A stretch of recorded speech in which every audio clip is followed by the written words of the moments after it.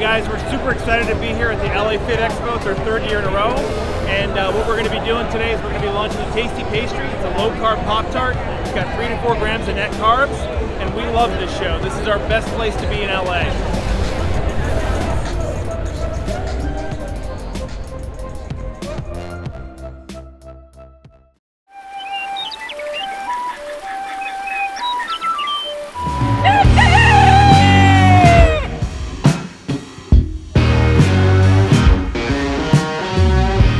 Welcome back to Legendary Foods Muscle in the Morning. I'm Dave Palumbo and today is Wednesday, August 12th, 2020. And let's find out what's going on in the world of bodybuilding and fitness.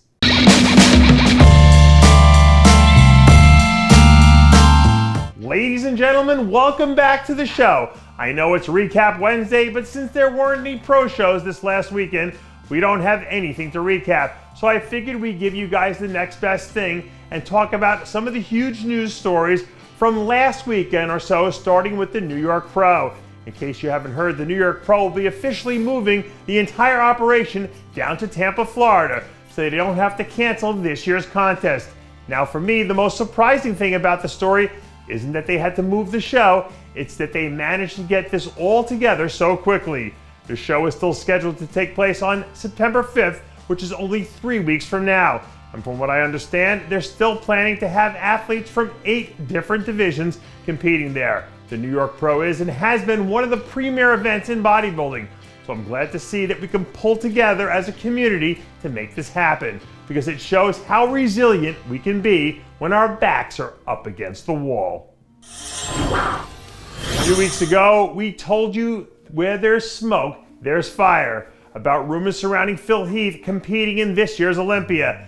And I don't want to get up on my high horse here and say I told you so, but I did. I told you so. And now Phil's made it official. Last weekend, Phil took over bodybuilding social media when he announced that he was competing at this year's contest with a dramatic post about how he was coming back to settled unfinished business.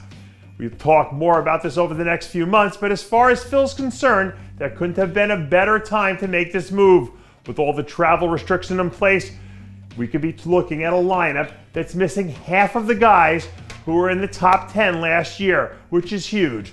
Obviously, if Phil can be 95% of what he was a few years ago, this might be enough to bring home his 8th Sandow. I read a report earlier this week that said Tesla just passed Toyota as the most valuable car company in the world. Stop and think about that for a minute.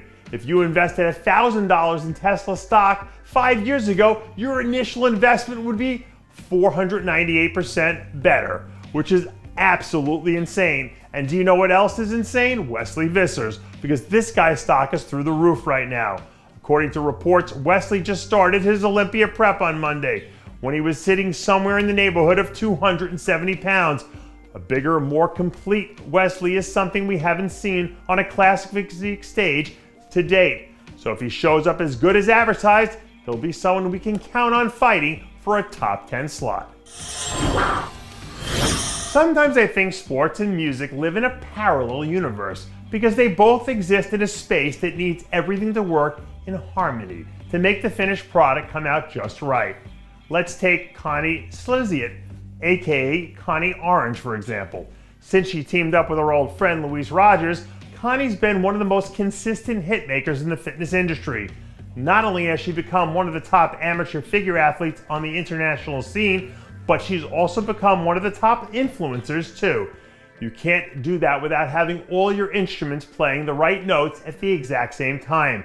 And if she keeps going at this rate, it won't be long before she starts taking over the top of the Pro League charts and cementing herself as one of the top talents in the sport. And that does it for yet another edition of Muscle in the Morning. I'm Dave Palumbo, reminding you to always be true to your passions, and make sure to follow us on Facebook, Twitter, and Instagram.